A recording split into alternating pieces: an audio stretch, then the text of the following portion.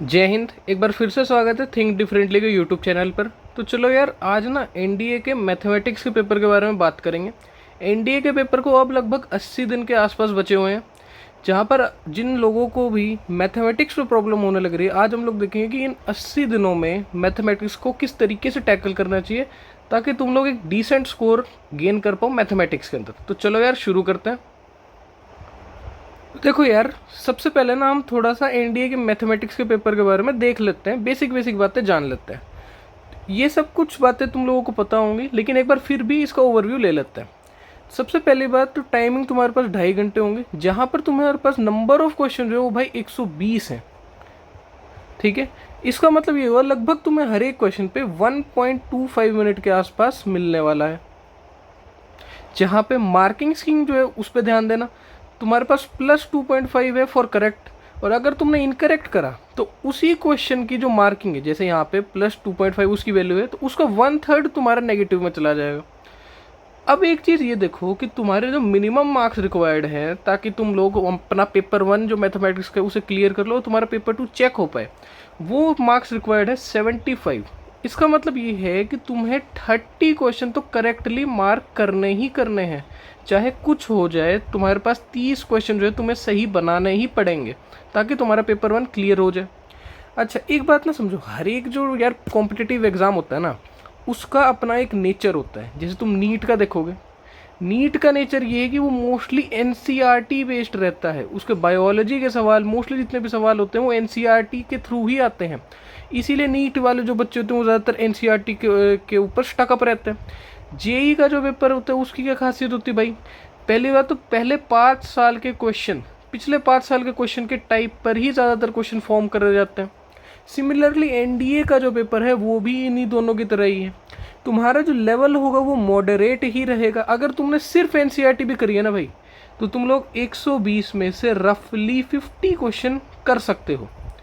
अगर तुमने एनसीईआरटी को शिद्दत से 11th-12th में करा है तो तुम लोग एनडीए के पेपर में रफली 50 क्वेश्चन कर सकते हो आराम से। ठीक है, दूसरी चीज़ क्या आ जाती है भाई? लेवल की।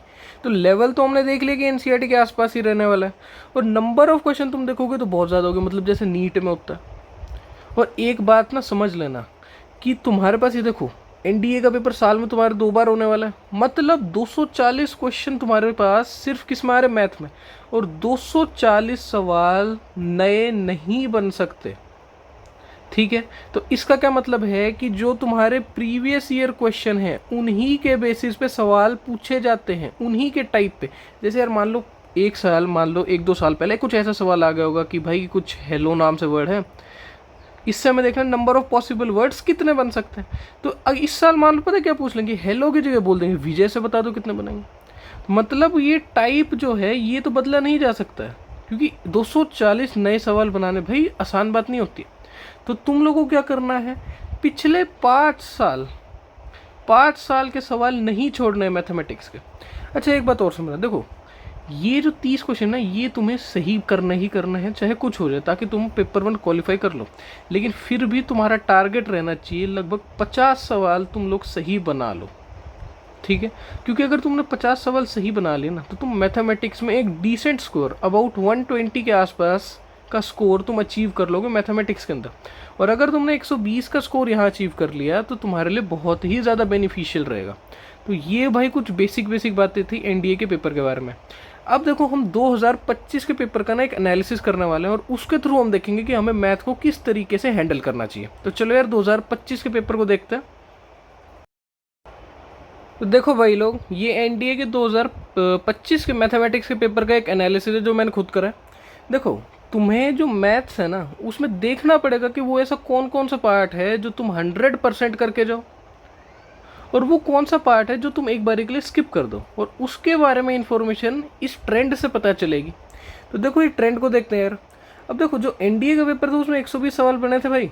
अब वो 120 सवाल चैप्टर वाइज कैसे डिस्ट्रीब्यूट हुए थे वो हम यहाँ से देख लेते हैं। तो यार एलजेब्रा से शुरू हो जाते हैं। तो एलजेब्रा से अगर तुम ध्यान से देखोगे तो बाइनोमियल से सिर्फ 2 सवाल पूछे गए हैं। वहीं मेट्रिसेस एंड डिटर्मिनेंट हमेशा का सबसे हाईएस्ट वेटेज वाला टॉपिक है, जहाँ से लगभग 10 सवाल पूछे गए थे। अच्छा, और ये जो बाइनोमियल में मैंने 2 सवाल करे हैं ना, मैंने प्रोबेबिलिटी का जो बाइनोमियल डिस्ट्रीब्यूशन है उसको इंक्लूड नहीं करा है इसमें, उसको मैंने प्रोबेबिलिटी के अंदर ही डाला। तो बाइनोमियल के खुद से सिर्फ यार सिर्फ 2 ही सवाल पूछे हुए हैं, ठीक है भाई। और मेट्रिसेस के तुम अगर ध्यान से देखोगे तो भाई पूछे गए 10 सवाल, वहीं पे क्वाड्रेटिक के तुमसे 3 सवाल पूछे, और ये 3 सवाल पता है ऑलमोस्ट 10th लेवल के थे, कुछ अलग नहीं था इनमें। तो क्वाड्रेटिक के 3 सवाल पूछे गए, लेकिन वो तीनों के तीनों 10th लेवल पे पूछे गए। सीक्वेंस एंड सीरीज के 6 सवाल पूछेंगे, जिनमें से लगभग 2 सवाल, वो 2 सवाल 10th बेस्ड थे, ठीक है। अगला जो चैप्टर आ जाता है वो क्या है, वो है परम्यूटेशन एंड कॉम्बिनेशन, इसके 6 सवाल पूछे गए। लेकिन मैं एक बात बता दूं, परम्यूटेशन एंड कॉम्बिनेशन एनडीए के लिए बहुत इंपॉर्टेंट टॉपिक है। कई बार पेपरों में 10-10 सवाल तक परम्यूटेशन कॉम्बिनेशन के देखे गए। वहीं पे अगला चैप्टर कॉम्प्लेक्स नंबर से 5 सवाल पूछे गए। एक चीज़ समझना, जो क्वाड्रेटिक एंड कॉम्प्लेक्स है ये दोनों चैप्टर साथ साथ में ही चलते हैं, कंसेप्ट लगभग सेम है, बस वही कॉम्प्लेक्स में ज़्यादातर थोड़ी सी दिक्कत फेस करने को मिल जाती है, ठीक है। तो कॉम्प्लेक्स नंबर प्लस क्वाड्रेटिक को अगर तुम साथ में लेके चलोगे तो हर पेपर में जो अभी तक एनडीए के हुए हैं लगभग 10 सवाल पूछे जाते हैं। यहाँ पर भी तुम लोग देखो 8 सवाल पूछे गए हैं। अब अगला देखते हैं भाई ट्रिग्नोमेट्री, या ट्रिग्नोमेट्री में जो ट्रिग्नोमेट्री आइडेंटिटीज प्लस में ट्रिग्नोमेट्री इक्वेशन, उन दोनों को मैंने साथ में रखा है। उन दोनों से लगभग तुम्हारे 13 सवाल पूछे गए हैं, जो कि बहुत बड़ी बात है। वहीं इनवर्स ट्रिग्नोमेट्री के अपने आप में सिर्फ 2 सवाल आए हैं, ठीक है। तो यहाँ से हमें ये चीज़ पता चला कि अगर मैं ट्रिगो करने लग रहा हूँ, ट्रिग्नोमेट्री को हैंडल करने लग रहा हूँ, तो अभी के लिए मेरे पास ज़्यादा बेनिफिशियल ये रहेगा कि मैं आइडेंटिटीज़ प्लस इक्वेशन पे ज़्यादा ध्यान दूँ। इनवर्स के क्योंकि 2 ही सवाल आने, और अगर ये वाला पार्ट आ गया तो ये वाला पार्ट तो भाई अपने आप आ ही जाता। अब ज्योमेट्री देख लेते हैं भाई। स्ट्रेट लाइन हर बारी का हॉटेस्ट टॉपिक है, ठीक है। यहाँ से लगभग 10 सवाल हर क्वेश्चन हर पेपर में तुम्हें देखने को मिलेंगे। 10 सवाल हर पेपर में तुम्हें देखने को कहीं ना कहीं मिल ही जाएंगे। वहीं दूसरी तरफ अगर मैं देखूँ तो पैराबोला, इलिप्स और हाइपरबोला ये वो टॉपिक हैं जो कि लीस्ट वेटेज रखते हैं पूरे पेपर के अंदर ही। कई बार इनके सिर्फ एक सवाल देखने को ही मिले। सर्कल के भी 2 सवाल आ जाते हैं, लेकिन स्ट्रेट लाइन ज्योमेट्री से सबसे ज़्यादा इंपॉर्टेंट टॉपिक है। अब आ जाते हैं भाई कैलकुलस पे। भाई कैलकुलस सबसे ज़्यादा इम्पोर्टेंट ब्रांच है पूरे एनडीए की। लगभग 20 सवाल, समझ रहे हो, बल्कि 20 से भी ज़्यादा सवाल सिर्फ कैलकुलस से पूछे जाएंगे। जहाँ पर कॉन्टिन्यूटी एंड डिफरेंशिएबिलिटी जो टॉपिक है लगभग उसी से 10 सवाल आ जाते हैं। इस साल पिछले साल तुम देख सकते हो यार 12 सवाल पूछे गए। वहीं पे फंक्शन चैप्टर से, अच्छा फंक्शन चैप्टर में मैंने डोमेन रेंज वाले क्वेश्चन भी इंक्लूड करे। फंक्शन चैप्टर से लगभग 5 सवाल। एरिया के हर पेपर में लगभग 2 सवाल पूछे जाते हैं, और ये बहुत छोटा सा चैप्टर है। वहीं इंटीग्रेशन के भी 2-3 सवाल पूछे जाते हैं। एओडी के इस बारी 4 सवाल पूछे गए, और जो बेसिक डिफरेंशिएशन वाले सवाल थे उसको भी मैंने इसमें इंक्लूड करा है। तो तुम देख सकते हो यार कि कैलकुलस की अपनी बहुत ज़्यादा वेटेज है। ऑलमोस्ट 20+ क्वेश्चन यहाँ से हर बार पूछे जाता है। और वेक्टर एंड 3D, यार देखो वेक्टर तो फिजिक्स में हर कोई लगभग पढ़ के ही आता है। वेक्टर के हर साल 5 सवाल, 6 सवाल, 7 सवाल ऐसे देखने को मिलते हैं। वहीं 3D की भी उसी के साथ साथ ही चलता है। वेक्टर एंड 3D पूरी ब्रांच लगभग 10 सवाल लेके चलती है अपने साथ में, ठीक है। और अब आ जाते हैं पूरे मैथमेटिक्स के लिए जो मेरे को लगता है सबसे ज़्यादा स्कोरिंग पार्ट, वो है probability and statistic.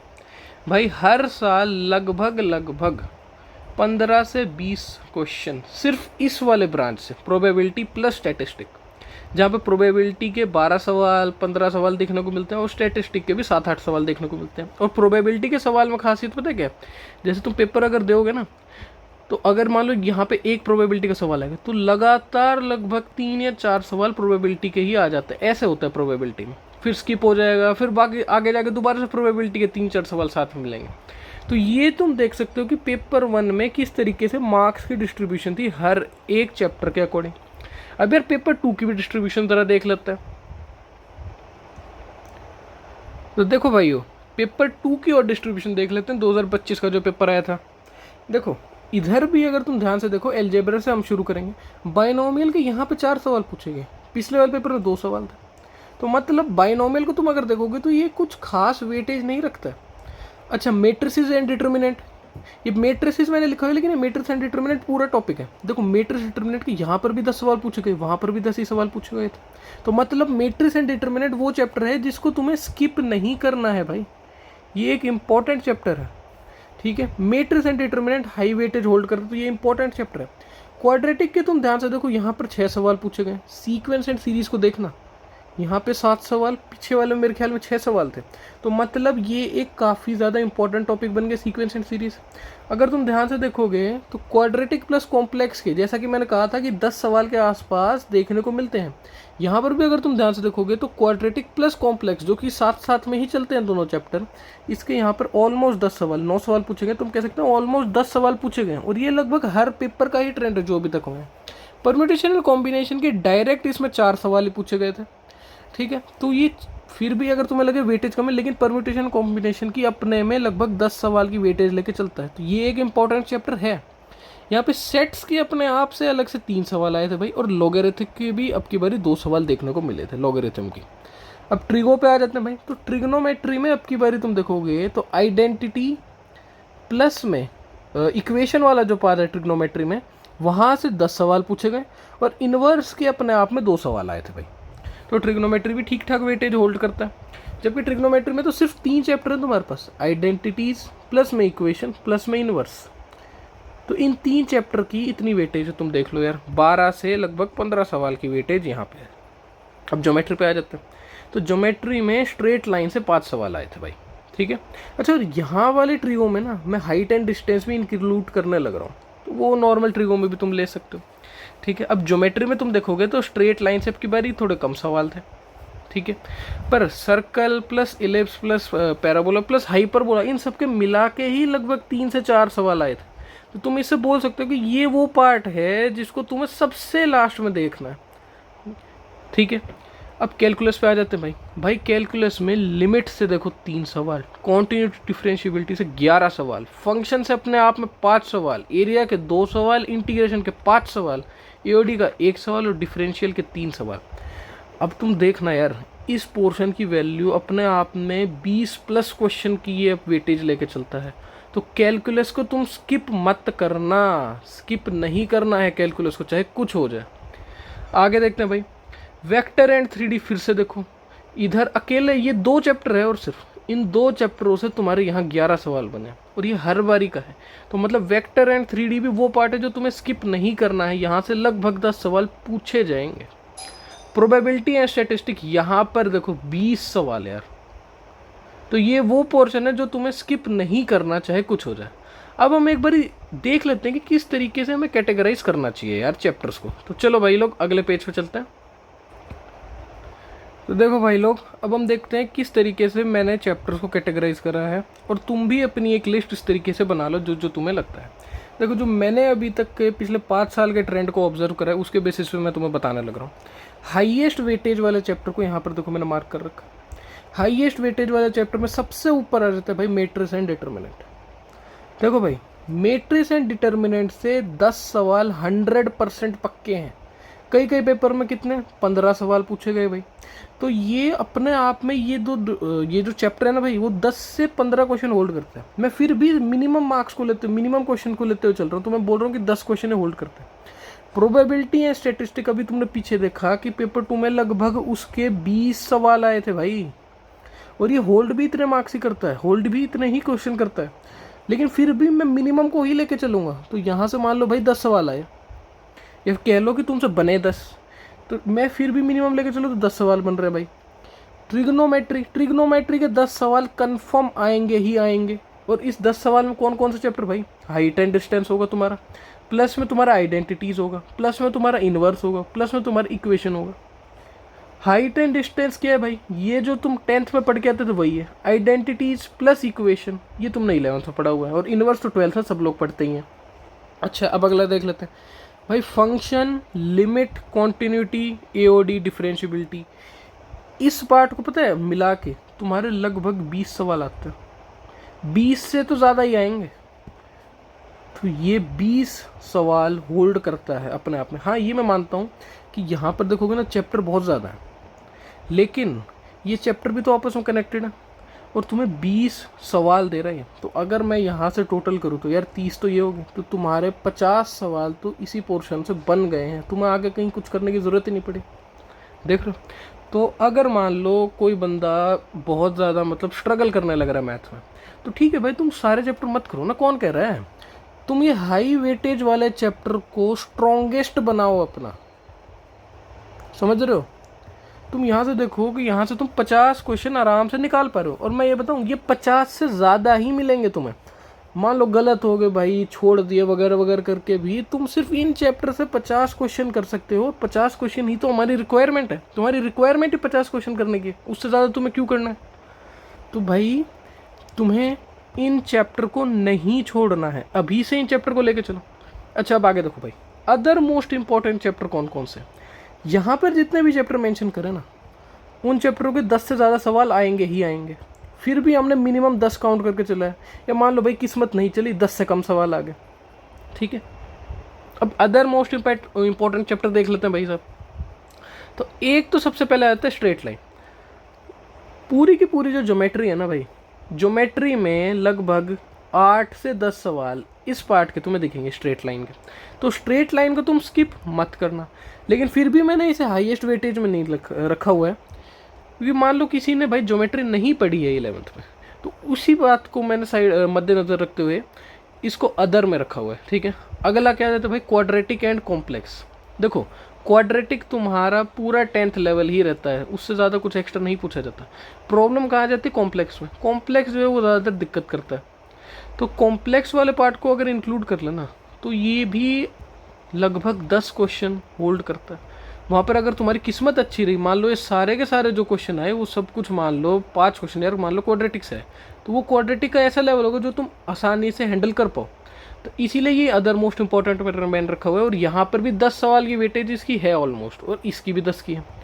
Permutation and combination के 2025 वाले पेपर में बेशक से कम सवाल देखने को मिले, लेकिन ये चैप्टर आप अपने आप में 10 क्वेश्चन की वेटेज रखता है। मैं बोलूँगा इसको बिल्कुल मत स्किप करना। फिर रहता है भाई वेक्टर एंड 3D। देखो वेक्टर एंड 3D को मैंने अदर में पता है इसलिए रखा हुआ है, क्योंकि ये वेक्टर वाला जो पार्ट होता है ना, इसमें हम फिजिक्स में बहुत ज़्यादा फेमिलियर रहते हैं। 11th की फिजिक्स में हम लोग इसे करके आए हुए होते हैं, तो इस पर तुम्हें ज़्यादा टाइम लगेगा नहीं, और 3D जो है वो भी कुछ खास मुश्किल है नहीं। तो वेक्टर एंड 3D के 10 सवाल तुम शॉर्ट में ले सकते हो भाई। भाई ये क्वेश्चन आए तो मैं तो फोड़ ही दूंगा, तो इसीलिए मैंने इसे अदर में रखा हुआ है। आगे आ जाते हैं integration, sequence and series. Sequence and series के 6-7 सवाल देखने को मिलते ही हैं, ठीक है। अगर मान लो भाई 6-7 नहीं तो 5 सवाल तो देखने को मिलेंगे ही मिलेंगे, और 5 सवाल में से अगर किस्मत अच्छी रही, मान लो 1 से 2 तुम्हारे 10th बेसिस के आगे, तो तुम इस वाले पोर्शन को भी कवर कर पाओगे आराम से।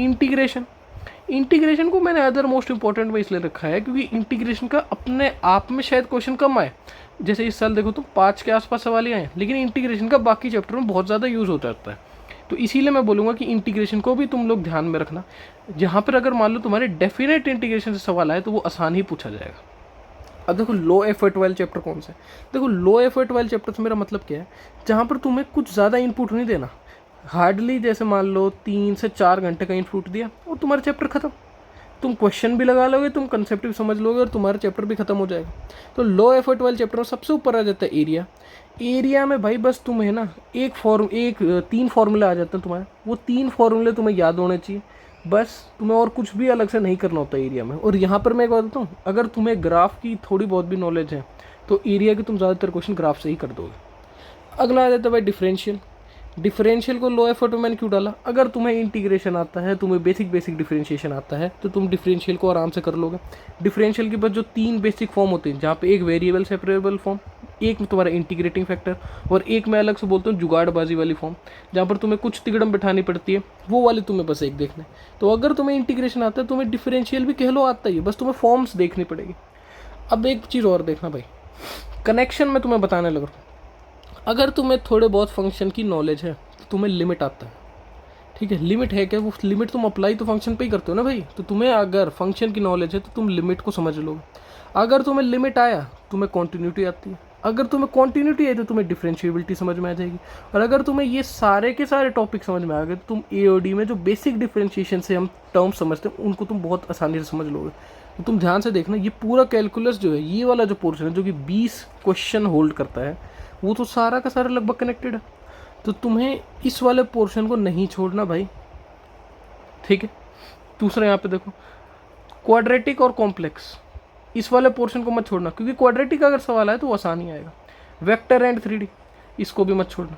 देखो पीएनसी जो है ना, ये भाई ज़्यादातर दुखी करता है अगर तुमने 11th में ढंग से नहीं करोगे, लेकिन फिर भी मैं कोशिश करूंगा कि इसे अच्छे तरीके से यहाँ इस चैनल पे तुम्हें समझा दूँ। स्ट्रेट लाइन वाला पोर्शन भाई मत छोड़ना, 10 सवाल के आसपास आते हैं। अगर मान लो तुमने 5 भी सही बना दे तो तुम्हें बहुत ज़्यादा प्रॉफिट मिल जाएगा। Sequence and series 10th level के भी सवाल कई बार पूछ लेता है, तो इसको भी छोड़ना कुछ ऐसा खास फ़ायदेमंद तो नहीं होगा। देखो मैट्रिक्स डिटर्मिनेंट को तुम्हें बिल्कुल भी नहीं छोड़ना है, क्योंकि 10 सवाल होल्ड करते हो, क्वेश्चन मुश्किल नहीं आते हैं यहाँ से। प्रोबेबिलिटी एंड स्टैट्स में मैं एक बात बता देता हूँ कि प्रोबेबिलिटी में ना कई बार यार परम्यूटेशन को इंक्लूड कर देते हैं, और कई बार प्रोबेबिलिटी में पता है बाइनोमियल के भी सवाल आ जाते हैं, बाइनोमियल डिस्ट्रीब्यूशन के। लेकिन फिर भी क्योंकि ये जो 2 पार्ट हैं ये अपने आप में बहुत ज़्यादा वेटेज रखते हैं, इसलिए मैं तुम लोगों को बोलूँगा कि इन पार्ट को मत छोड़ना। ट्रिग्नोमेट्री का तो मैंने तुम लोगों को बता ही दिया। तो ये एक भाई ओवरऑल डिस्ट्रीब्यूशन है जहाँ पर ये हाईएस्ट वेटेज वाले चैप्टर है। अच्छा, अब एक चीज़ और देख लेते हैं, वो कौन से चैप्टर हों जिन्हें शायद हमें सबसे लास्ट में देखना चाहिए, या फिर अगर मान लो टाइम की कमी है, तुम्हें जो अपना दूसरा पेपर है, पेपर सेकंड जो होगा, उसकी टेंशन होने लग रही है, तो वो कौन से चैप्टर हों जो हम मैथमेटिक्स में स्किप कर दें। तो भाई उसकी लिस्ट देखो। लीस्ट इंपॉर्टेंट चैप्टर में मैं बोलूँगा ये सर्कल, एलिप्स, हाइपरबोला और पैराबोला। भी पैराबोला यहाँ पर मैं मेंशन करना भूल गया हूँ, यहाँ पर पैराबोला और लिख लो भाई। ये वो पार्ट है जहाँ से बहुत ज़्यादा कम सवाल आते हैं। अगर मान लो इलिप्स, हाइपरबोला और पैराबोला है, इनके तो मिला के ही एक पेपर में भाई 5 से 6 सवाल, इससे ज़्यादा मैंने तो भाई नहीं देखे। ठीक है, सर्कल के अपने आप में कई बार ऐसा होता है भाई 2-3 सवाल आ गए, कई बार भाई 5 सवाल आ गए, लेकिन फिर भी मैं बोलूँगा कि ये लीस्ट इंपॉर्टेंट चैप्टर के अंदर आएंगे। सेट्स मैंने लीस्ट इंपॉर्टेंट में इसलिए डाला है क्योंकि सेट्स जो है ना वो लगभग हर कोई पढ़ता ही है। तो अगर मान लो तुम्हें सेट्स को तुम्हें आता भी है ना, तुम सवाल लगा लोगे। कई बार हाँ ऐसा होता है कि सेट्स के अपने आप में कई बार सवाल पूछे जाते हैं, सेट्स जो है परम्यूटेशन के साथ उसके सवाल आते हैं, लेकिन फिर भी क्योंकि सेट्स हर कोई पढ़ के जाता है इसलिए मैंने इसे लीस्ट इंपॉर्टेंट रखा, क्योंकि इसमें ज़्यादा टाइम तुम्हें लगने नहीं वाला।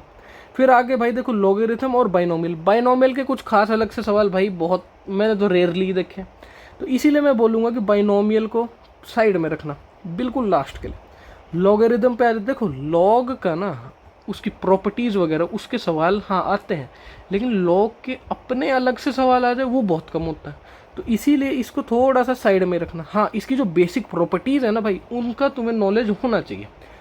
तो भाई ये थी वो लिस्ट जो मेरे हिसाब से तुम्हें कैटेगराइज करके रखनी चाहिए, जहाँ पे ये जो हाईएस्ट वेटेज वाला टॉपिक है इसको तुम्हें नहीं स्किप करना है। क्योंकि अगर मान लो तुम्हारे पास टाइम की कमी है, तुम्हारा मैथ स्ट्रॉन्ग नहीं है, अगर तुम सिर्फ ये वाला पोर्शन करके चले जाते हो तो भी तुम लोग 50 क्वेश्चन सॉल्व कर पाओगे, और 50 क्वेश्चन में तुम बहुत डिसेंट स्कोर अचीव कर लोगे एनडीए मैथमेटिक्स के पेपर में। अच्छा, अब एक बार देख लेते हैं कि वो क्या क्या मतलब अप्रोच होनी चाहिए जिससे हम लोग अब मैथमेटिक्स को टैकल करें ये आने वाले कुछ 80 to 85 डेज़ के टाइम के अंदर। चलो यार वो और देख लेते हैं।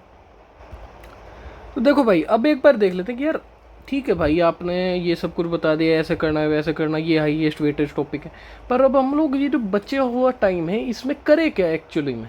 देखो भाई रियलिस्टिक अप्रोच बताऊंगा मैं, एकदम कुछ बेफालतू की बातें नहीं करूंगा।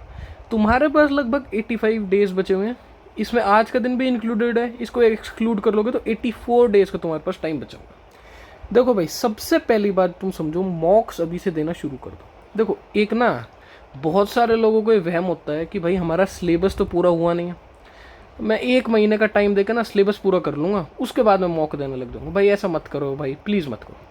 इसका रीज़न समझना, मैं तुम्हें ना 6 महीने और दे देता हूँ। मैं बोलूँ आज से भाई 6 महीने बाद पेपर है, मैं बोलूँगा उसके बाद आज से 6 महीने बाद तुम्हारा एनडीए का पेपर है, तैयारी करनी शुरू कर दो। मैं लिखवा के दे रहा हूँ, तब भी जब तुम्हारे पास उस टाइम पर भी इतने दिन का टाइम बचेगा तुम बोलोगे यार सिलेबस बचा हुआ, सिलेबस पूरे होने के बाद में मॉक लगाऊंगा। तो भाई सिलेबस तो कभी पूरा होता ही नहीं, मॉक अभी से देना शुरू करो। चीट मत करना, पता चले भाई वहाँ 120 सवाल करने, वहाँ में से सॉल्यूशन देख देख करने लग रहे, अच्छा ये तो ऐसे होना तो मेरे को पता है नहीं भाई। 100% ऑनेस्टी के साथ पेपर देना, यहाँ पर नंबरों से मत डरना भाई। फाइनल पेपर मेन चीज़ है, यहाँ पर नंबर कम आ रहे हैं, तुम बेशक से तुम्हारे क्या पता नंबर नेगेटिव में आ रहे हैं, उससे मत डरना, बिल्कुल भी मत डरना। ठीक है, ये प्रोसेस है यार, फाइनल जो आउटकम है वो तो उस दिन 13 तारीख को दिखेगा, 13 सितंबर के दिन। तो यहाँ पे मार्क्स बिल्कुल मत डरना, और सिलेबस का सोच करके मॉक देना मत छोड़ो, अपने मॉक अभी से स्टार्ट कर दो। मान लो यार सिलेबस कितना है, मान लो 30 चैप्टर हैं, 10 तो आते होंगे ना, उन 10 के सवाल तो लगाओ, उन 10 के सवाल लगा के देखो तुम कितना स्कोर कर पा रहे हो अभी से। तो भाई सिलेबस के चक्कर में मॉक देना मत छोड़ो, अभी से मॉक दो, हफ्ते में मैं बोलूँगा कि अभी भी कई लोग ऐसे होंगे जो सिलेबस पूरा करेंगे, क्लासेस होगी, उन सबको मैं मान रहा हूँ। तो हफ्ते में मैं ये बोलूँगा भाई 3 मॉक तो ज़रूर देना, और ये तीनों मॉक पता है उसी टाइमिंग पे देना जिस टाइमिंग पे तुम्हारा फाइनली 13 तारीख को पेपर होगा, ठीक है, ताकि तुम्हारी बॉडी क्लॉक सेट हो जाए। तो मॉक देना शुरू करो सिलेबस के इर्रिस्पेक्टिव कि तुमने कितना कर रखा है। अगली चीज़, रिवीजन डेली करो। लास्ट में ये मैटर बिल्कुल भी नहीं करेगा कि तुमने कितना सिलेबस कवर कर रखा है। भाई 30 चैप्टर हैं यहाँ मैथमेटिक्स में, और फिर उसके बाद में जो तुम्हारा सेकंड पेपर होगा उसमें भी तो भाई इतने सारे सब्जेक्ट पूछने वाले हैं ना। तो ये बिल्कुल भी मैटर नहीं करेगा कि तुमने कितना सिलेबस कवर कर रखा है। वहाँ पर उस दिन जब तुम पेपर देने बैठोगे मैटर ये करेगा कि तुम्हें कितना याद है। तो रिवाइज डेली, रोज़ याद करो भाई। 1 घंटा रिवीजन को जरूर देना। मैथ में भी रिवीजन करो, बाकी के जितने भी सब्जेक्ट जो तुम्हारे पेपर में पूछे जाने वाले उन सब की रिवीजन रोज़ करना। रिवीजन को स्किप मत करना। एक बार के लिए मान लो तुमने सिर्फ 50% सिलेबस कर रखा है ना, मैं बोलूँगा आगे का अगर तुमने नहीं करना ये 50% रिवाइज कर लेना। एक बच्चा अगर ऐसा हुआ जिसने 50% सिलेबस को 100 बार रिवाइज कर रखा है, और एक ऐसा है जिसने 100% सिलेबस कर रखा है लेकिन उसने रिवीजन ही नहीं करी है, मैं लिखवा के दे रहा हूँ, ये ए वाला स्टूडेंट तुम्हें रिजल्ट दे देगा जबकि बी वाला रिजल्ट नहीं देगा। तो तुम्हें रिवीजन डेली करनी है, अपनी गलतियों से सीखना। मान लो एक तुमने पेपर दिया, तुमने 20 सवाल दिए, भाई तुम्हारे 10 गलत हो गए, ठीक है, तुम ये देखो ना कि वो गलत हुए तो उसके सॉल्यूशन देखो, बल्कि जो सही हुए उनका भी सॉल्यूशन देखो कि उनने क्या अप्रोच करी है, क्या उनकी अप्रोच मेरे से छोटी है। इस चीज़ को तुम्हें देखना है, अपनी गलतियों से सीखना भाई, और एक्यूरेसी पे ज़्यादा ध्यान देना। तुम्हारी एक्यूरेसी जितनी ज़्यादा अच्छी होगी तुम उतने मिनिमम क्वेश्चन पे ना ज़्यादा मार्क्स गेन कर पाओगे। मान लो एक बच्चा ए है, एक बच्चा बी। ए वाले बच्चे की एक्यूरेसी कम है, वो 80 सवाल लगा रहा है, उसमें से उसके भाई सही 40 निकले, तो यार इसका कहाँ सिलेक्शन हो पाएगा। वहीं जो बी वाला बच्चा है उसने 50 सवाल ही लगाए लेकिन 50 के 50 करेक्ट लगा दिए, या फिर मान लो 50 में से 45 सही थे, 5 गलत भी हो गए। तो ये वाला तुम्हें बी वाला बच्चा बनना है। क्वालिटी पे तुम्हें ध्यान देना है, एक्यूरेसी पे ध्यान देना। और एक और टिप भाई, अपने ऊपर भाई भरोसा रखना, ठीक है। बेशक से तुम्हारे पास कुछ 84 डेज़ का भी टाइम बचा हुआ है, लेकिन फिर भी भाई अपने ऊपर भरोसा रखना। हाँ, ओवर कॉन्फिडेंस बिल्कुल मत रखना। पता चल रहा है आज तुम बोलने लग रहे हो कि मेरे को तो आता है, फ़ोन चलाने लग रहे हो, 1 घंटा रील स्क्रॉल करी, फिर बोलने लग रहे हो अरे पढ़ लूँगा, अभी तो बहुत दिन बचे हुए। नहीं, ओवर कॉन्फिडेंस नहीं रखना है। तुम्हें अपने ऊपर भरोसा होना चाहिए कि हाँ बेशक से मेरे पास शायद टाइम थोड़ा कम बचा हो। तुम्हें अपने दिमाग में वो किया थोड़ा पहले अगर अच्छे से कर लेता तो शायद बढ़िया रहता, ये चीज़ तुम्हारे दिमाग में आएगी। लेकिन फिर भी तुम्हें अपने आप पर काबू रखना, ठीक है। भरोसा रखो यार, टाइम अभी भी इतना है कि तुम लोग 120 में से लगभग 50 सवाल बना दो। अभी भी मैं बोलूँगा इतना टाइम तुम्हारे पास है। सारे सिलेबस को कवर करने से बेटर ये रहेगा कि तुम एक प्लान के साथ आगे बढ़ो। तुम्हें मैंने पूरी लिस्ट प्रोवाइड करी दी है, उस लिस्ट को देखो, समझो कि कौन सी चीज़ तुम्हारे लिए ज़्यादा बढ़िया रहेगी और आगे बढ़ो। तो चलो यार, आज वाली वीडियो में इतना ही। जो अगली वीडियो आएगी उसमें से मैं हर एक जो चैप्टर वाइज तुम्हें डिस्ट्रीब्यूशन बताया था उसके PYQs में कराना शुरू कर दूंगा। बेसिक भी बताऊंगा, जो थ्योरेटिकल कंसेप्ट होगा वो भी बताऊंगा। हर एक चैप्टर से वो पोर्शन भी मैं तुम्हें बताऊंगा जहाँ से मोस्ट ऑफ द टाइम सवाल पूछे जाते हैं। जैसे परम्यूटेशन के मैं एक एग्जांपल लेता हूँ, परम्यूटेशन के 10 सवाल आते हैं ना भाई, उन 10 सवाल में से एक सवाल 100% आता है कि एक वर्ड दे देंगे और बोलेंगे नंबर ऑफ वर्ड पॉसिबल यहाँ से कितने हो जाएंगे, ठीक है। तो मैं तुम्हें हर एक चीज़ वो बताऊंगा जो तुम्हारे पेपर के लिए बेनिफिशियल रहेगी। तो चलो यार, आज वाली वीडियो में इतना ही। जय हिंद, बेस्ट ऑफ लक।